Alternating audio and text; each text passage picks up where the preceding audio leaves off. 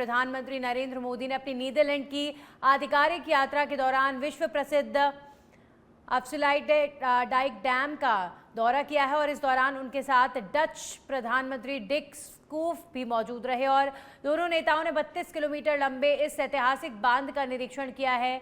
ये बांध जल प्रबंधन, बाढ़ नियंत्रण और मीठे पानी के भंडारण के क्षेत्र में डच इंजीनियरिंग का एक उत्कृष्ट उदाहरण माना जाता है।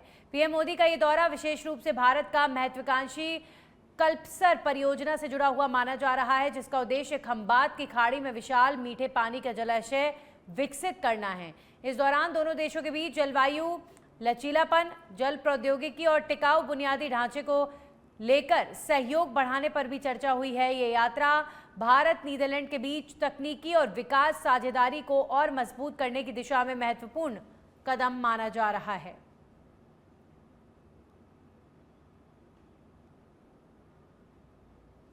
त्रिवेंद्रम हजरत निजामुद्दीन राजधानी एक्सप्रेस पर रविवार सुबह बड़ा हादसा हो गया, जब ट्रेन के 2 कोचेस में अचानक से भीषण आग लग गई। जानकारी के अनुसार ये घटना मध्य प्रदेश के रतलाम से करीब 110 किलोमीटर दूर लूणी विक्रमगढ़ के बीच सुबह लगभग 5:30 बजे हुई, जहां B1 कोच में पहले धुआं उठा और कुछ ही मिनटों में आग ने विकराल रूप ले लिया। देखते ही देखते 3rd AC और SLR कोच भी आग की चपेट में आ गए, जिससे यात्रियों में अफरा तफरी मच गई। गार्ड ने तुरंत लोको पायलट को सूचना दी, जिसके बाद ट्रेन को रोक दिया गया और सभी 68 यात्रियों को सुरक्षित बाहर निकाला गया। RPF और रेलवे स्टाफ ने करीब 15 मिनट में पूरा कोच खाली कराया। घटना के बाद दिल्ली मुंबई रेल मार्ग प्रभावित हुआ और कई ट्रेनों को रोकना पड़ा।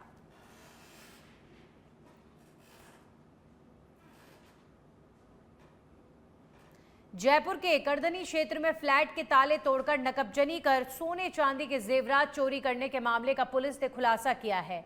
ADCP वेस्ट राजेश कुमार गुप्ता के निर्देश पर कार्रवाई करते हुए पुलिस ने शातिर आरोपी दीपक सिंह उर्फ विशाल जाट को हरियाणा के सोनीपत से दस्तयाब कर गिरफ्तार किया है।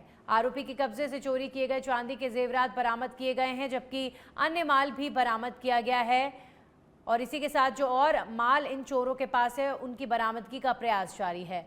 करधनी थाना पुलिस ने ये कार्रवाई थानाधिकारी सवाई सिंह के नेतृत्व में की है। मामले में आगे की जांच जारी है।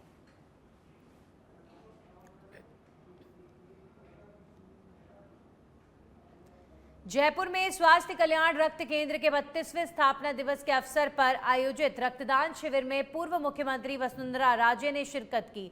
इस दौरान उन्होंने कहा कि वक्त का हर क्षण और रक्त का हर कण अमूल्य है, इसलिए रक्तदान को सबसे बड़ा मानव सेवा का कार्य माना जाता है। उन्होंने संस्थान के अध्यक्ष डॉक्टर SS अग्रवाल और उनकी टीम को पिछले 32 वर्षों से लगातार इस पुनीत कार्य के लिए साधुवाद दिया। वसुंधरा राजे ने कहा कि भारत में हर 2 सेकंड में किसी न किसी व्यक्ति को रक्त की आवश्यकता पड़ती है और हर साल लाखों लोगों की जान खून की कमी के चलते चली जाती है। उन्होंने सभी स्वस्थ व्यक्तियों से नियमित रक्तदान करने की अपील की और कहा कि रक्तदान न केवल जीवन बचाता है बल्कि समाज में मानवता और एकता का संदेश भी देता है।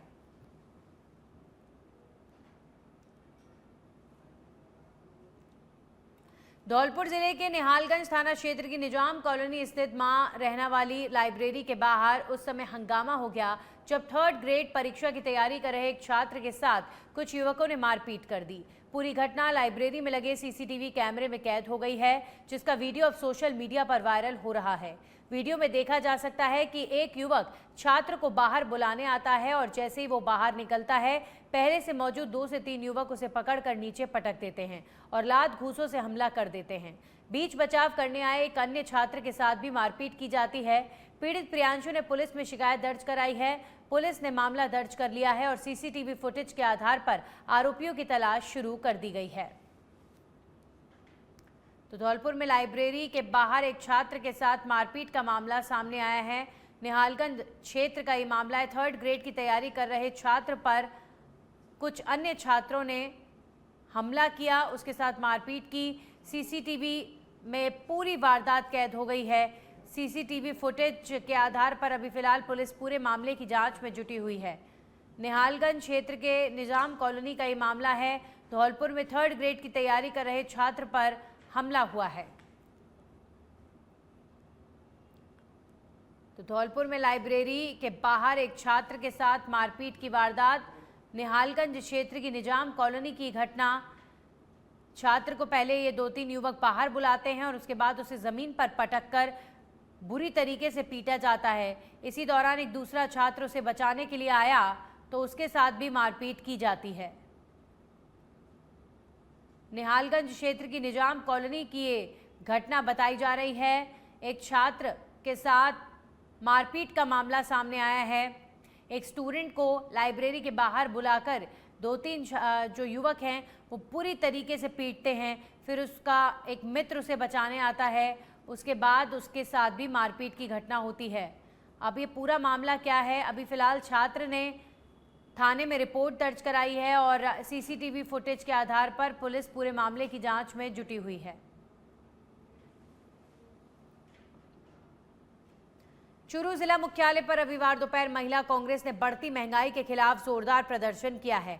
पेट्रोल, डीजल, सीएनजी और दूध की लगातार बढ़ती कीमतों के विरोध में कार्यकर्ताओं ने कलेक्ट्रेट के पास स्थित पेट्रोल पंप के सामने प्रदर्शन करते हुए केंद्र सरकार के खिलाफ नारेबाजी की है। ये प्रदर्शन अखिल भारतीय महिला कांग्रेस की राष्ट्रीय अध्यक्ष अलका लांबा के आदेश और प्रदेश अध्यक्ष तारिका सिंह के निर्देश पर जिला अध्यक्ष सुनीता कपूरिया के नेतृत्व में किया गया। कार्यकर्ताओं ने बढ़ी हुई कीमतों को तत्काल वापस लेने की मांग की और महंगाई को आमजन पर बोझ बताया। सरकार के द्वारा जो पेट्रोल और डीजल के और सीएनजी में जो बढ़ोतरी की गई है 3 रुपए की, उसको लेकर हम जिला मुख्यालय पर विरोध प्रदर्शन कर रहे हैं ताकि आने वाले समय में इनके दाम वापस लिए जाएं और महंगाई से राहत मिले, ताकि महिलाएं जो हैं अपनी रसोई की इतनी दबाव में आकर अपना बजट जो है वो गंवाती जा रही है और उसको इतना भी नहीं हो रहा कि वो अपनी रसोई को सुचारू रूप से चला सके, क्योंकि आर्थिक दृष्टि से जितना बोझ मोदी सरकार ने डाला है वो अभी मार इसकी झेल रही है। हर एक आम आदमी आज इस महंगाई से त्रस्त है। न केवल पेट्रोल के दाम बढ़ाने से ही महंगाई नहीं होती, जितने इससे सुचारू रूप से जितनी व्यवस्थाएं जुड़ी होती हैं वो व्यवस्थाएं सारी प्रभावित होती हैं, चाहे से वो हमें राशन की बात करें या सब्जी से बात करें, सभी में महंगाई हमें बढ़ोतरी दिखाई दे रही है। सीकर जिले के लक्ष्मणगढ़ इलाके में रविवार को भीषण गर्मी और हीटवेव का असर साफ देखने को मिला, जहां अधिकतम तापमान 42 डिग्री सेल्सियस दर्ज किया गया। तेज गर्मी के कारण शहर के बाजारों में सन्नाटा पसरा रहा और एसडीएम कोर्ट क्षेत्र में कर्फ्यू जैसे हालात नजर आए। लोगों ने दिन भर घरों में रहकर कूलर, पंखे और एसी का सहारा लिया। वहीं जिला अस्पताल में मरीजों और परिजनों के लिए हीटवेव से बचाव के विशेष इंतजाम किए गए हैं। मौसम विभाग के अनुसार फिलहाल अगले 2 से 3 दिनों तक बारिश की कोई संभावना नहीं है।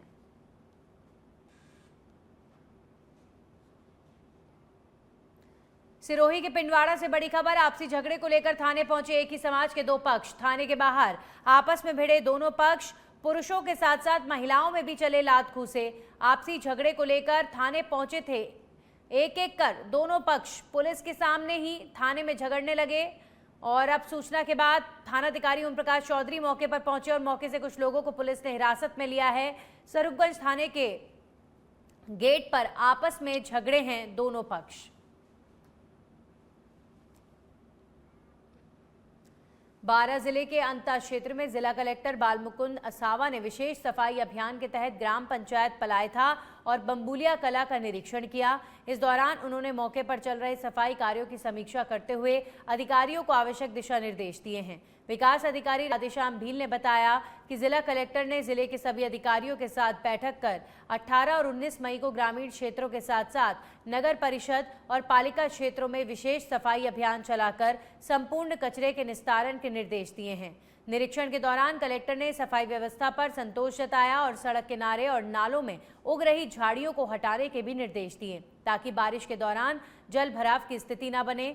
इस दौरान कई अधिकारी मौके पर मौजूद रहे और अभियान की प्रगति की समीक्षा की गई है।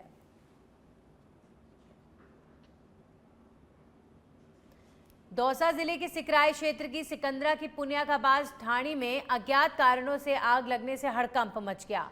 आग की चपेट में आने से घर में रखा ईंधन और उपले पूरी तरह जलकर राख हो गए, जिससे पीड़ित हरकेश सैनी को हजारों रुपए का नुकसान हुआ है। ग्रामीणों ने मौके पर आग बुझाने का प्रयास किया, लेकिन तब तक काफी क्षति हो चुकी थी। सूचना के बावजूद दमकल समय पर नहीं पहुंचने से ग्रामीणों में नाराजगी देखी गई है। बाद में सिकंदरा थाना पुलिस ने मौके पर पहुंचकर घटना का जायजा भी लिया है। ये आग लग गई, मालूम कौन कैसे लग गया ये आग। और पुलिस को सूचना दी है, करीब 1 घंटा हो गया। आधे घंटे के बाद पुलिस आई है और 1 घंटा एम्बुलेंस हो गई, अब तक नहीं आई है। दमकल अभी तक नहीं आप पहुंचे? नहीं पहुंची है। कितने का नुकसान हो गया? कम से कम 50 से 60 का नुकसान हो। कोटा जिले के सांगोद के बपावर कृषि मंडी परिसर में संचालित समर्थन मूल्य गेहूं खरीद केंद्र पर किसानों ने जमकर हंगामा किया। किसानों का आरोप है कि ठेकेदार और उसके दलाल मिलकर अनियमित तरीके से खरीद प्रक्रिया को प्रभावित कर रहे हैं। किसानों के अनुसार यदि किसी किसान ने 100 क्विंटल गेहूं का टोकन लिया है और वो केवल 50 क्विंटल ही लेकर आता है तो उसके नाम पर पूरी 100 क्विंटल की बिलिंग कर दी जाती है। वहीं दूसरी ओर बाहर से सस्ता और खराब गुणवत्ता का गेहूं रात के समय लाकर स्टॉक पूरा किया जाता है। किसानों ने मौके पर खराब गेहूं के कट्टे भी दिखाए और खरीद प्रक्रिया पर गंभीर सवाल उठाए। किसानों ने चेतावनी दी कि जब तक जांच नहीं होती वे खराब गेहूं को मंडी से नहीं उठने देंगे। वहीं खरीद केंद्र प्रभारी ने मामले की जांच कर कार्रवाई का आश्वासन दिया है। ये गेहूं जो ट्रक वापस आई हुई है उनमें से भीगी हुई गेहूं है और रिजेक्टेड गेहूं जी हो। नहीं, जब आपने खरीदा ही नहीं ये गेहूं तो अपना नहीं, जो वहाँ तो खरीदे जा जो माल यहाँ से भेजो ना 502 कट्टा वो रिटर्न और वापस आया जो बीज बा के कारण वो लूंदा बन चुकी है वहाँ का ना। जो इनकी इस तरह से गेहूं को क्वालिटी है, ये क्वालिटी का खरीद सकते नहीं, क्वालिटी का न खरीदे अपन न, पर ये बीज बा के कारण हो नहीं। कहाँ बीज है? बीज है नहीं, बारिश आई जी। ये गेहूं कहाँ से है? जब खरीदे नहीं तो रिजेक्ट किसे हुए आपने गेहूं के? नहीं, ये मैं ये गेहूं की जानकारी कोई ना, फिर भी मुझे की जानकारी करूँ और ये गेहूं कहाँ से आयो कि न तोलियो। खबर डूंगरपुर जिले से, जहां पर मुख्यमंत्री के गांव के अंतिम व्यक्ति तक योजनाओं की पहुंच के संकल्प को साकार करने के लिए ग्राम रथ अभियान के तहत एक अनोखा नवाचार किया गया है। इसमें लुप्त होती पारंपरिक कठपुतली कला के माध्यम से स्थानीय वागड़ी बोली में सरकारी योजनाओं का प्रचार प्रसार किया जा रहा है। जिला प्रशासन और विभिन्न विभागों के संयुक्त प्रयास से चल रहे इस अभियान में एलईडी स्क्रीन और कठपुतली शो के जरिए योजनाओं की जानकारी दी जा रही है। ग्रामीणों को कृषि योजनाओं समेत विभिन्न सरकारी योजनाओं से जोड़ने में ये प्रयास बेहद सफल साबित हो रहा है। माननीय मुख्यमंत्री महोदय के निर्देशन में जो ग्राम रथ अभियान संचालित हो रहा है उसमें हमारे कई विभागों की जो केंद्र और राज्य सरकार की योजनाओं के बारे में जो आम जन को जागरूक करना था, तो उसके संबंध में हमने जो हमारे कला जत्थे में जो यहाँ के स्थानीय कलाकार हैं उनके स्थानीय जो हमारे यहाँ की वागड़ी भाषा है उसमें कठपुतली और नुक्कड़ नाटक और इस माध्यम से जो है लोगों को जागरूक करने का एक नवाचार किया है, पहल करी है कि स्थानीय भाषा में जो है जो हमारी योजनाएं हैं कृषि विभाग से संबंधित, चिकित्सा एवं स्वास्थ्य विभाग से संबंधित और जो राजस्व विभाग से संबंधित अन्य प्रकार के जो भी हम व्यक्तिगत लाभ के सरकार कार्य करती है उसके संबंध में उनको जागरूक किया है। और स्थानीय भाषा में होने से यहाँ के जो हमारे आदिवासी बाहुल्य क्षेत्र है तो वहाँ लोगों को समझने में भी आसानी रही है और उनका इससे। भरतपुर के वैर कस्बे में देर रात जंगली जानवर की मूवमेंट से इलाके में दहशत फैल गई। तहसील के पीछे स्थित कॉलोनी की दीवार पर एक रहस्यमयी जानवर को टहलते हुए देखा गया, जिसकी तस्वीरें सीसीटीवी कैमरे में कैद हो गई हैं। स्थानीय लोगों का कहना है कि ये जानवर पैंथर का शावक हो सकता है। चौंकाने वाली बात यह है कि 5 दिन पहले भी इसी जानवर को देखा गया था, लेकिन उस समय लोगों ने इसे सामान्य बिल्ली समझ लिया और अब सीसीटीवी फुटेज सामने आने के बाद दहशत और बढ़ गई है। करीब 2 महीने पहले भी इसी क्षेत्र में पैंथर और उसके शावक की मूवमेंट देखी गई थी, जिससे आशंका और मजबूत हो रही है। घटना के बाद वन विभाग को सूचना दे दी गई है और ग्रामीणों ने जल्द रेस्क्यू ऑपरेशन शुरू करने की मांग भी की है।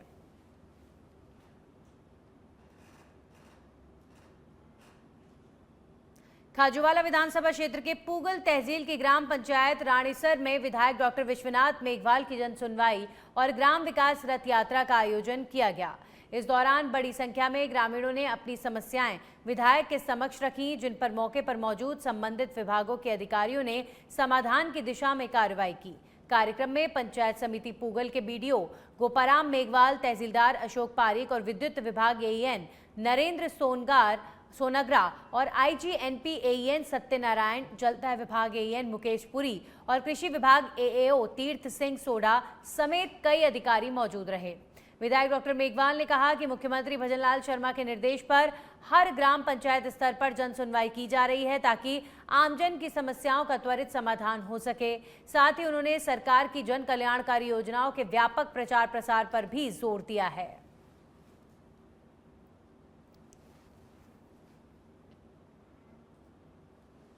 और अब खबर उदयपुर से, जहां पर एंटी करप्शन ब्यूरो की बड़ी कार्रवाई। एसीबी ने प्रतापनगर थाने के एएसआई को किया ट्रैप।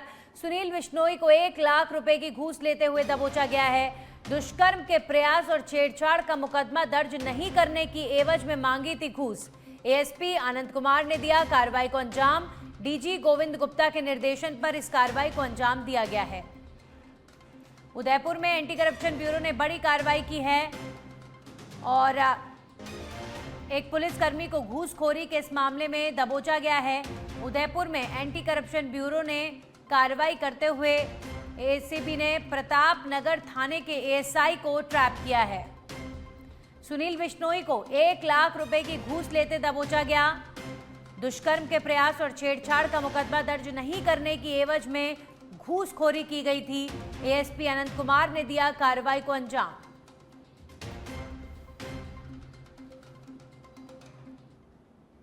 वहीं जयपुर में राज्य के चिकित्सा एवं स्वास्थ्य विभाग के सहयोग से महावीर कॉमर्स कॉलेज में आयोजित विशाल निशुल्क हृदय रोग निदान शिविर का राज्यपाल हरिभाऊ बागड़े ने उद्घाटन किया।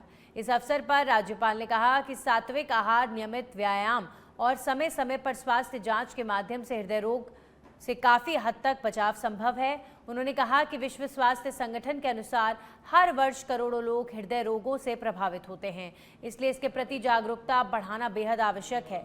राज्यपाल ने हार्ट अटैक के कारणों को गहराई से समझाने और समाज में स्वास्थ्य शिक्षा के प्रसार पर जोर दिया। उन्होंने सत्य साईं बाबा के सेवा कार्यों की सराहना करते हुए अंतिम पंक्ति के व्यक्ति तक स्वास्थ्य सुविधाएं पहुंचाने का आह्वान किया है। कार्यक्रम में चयनित मरीजों को निःशुल्क हार्ट ऑपरेशन के लिए टोकन पत्र भी वितरित किए गए हैं।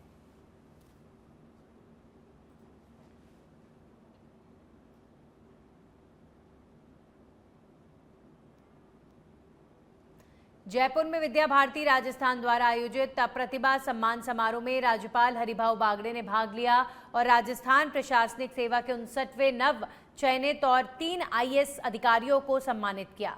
इस अवसर पर राज्यपाल ने कहा कि प्रशासनिक अधिकारियों को विशेष रूप से पिछड़े और कमजोर वर्गों की समस्याओं के समाधान पर ध्यान देना चाहिए, जिससे समाज में विश्वास और सम्मान बढ़ेगा। उन्होंने कहा कि नए भारत के निर्माण का अर्थ गांव और गरीब तक समय देकर उनकी समस्याओं का समाधान करना है। राज्यपाल ने शिक्षा के क्षेत्र में विद्या भारती के योगदान की सराहना करते हुए कहा कि शिक्षा ही समाज और राष्ट्र में सकारात्मक परिवर्तन ला सकती है। उन्होंने नई शिक्षा नीति को गुलामी मानसिकता से मुक्ति का मार्ग बताया। कार्यक्रम में मुख्यमंत्री के सचिव डॉक्टर जितेंद्र कुमार सोनी समेत कई विशिष्ट अतिथि उपस्थित रहे।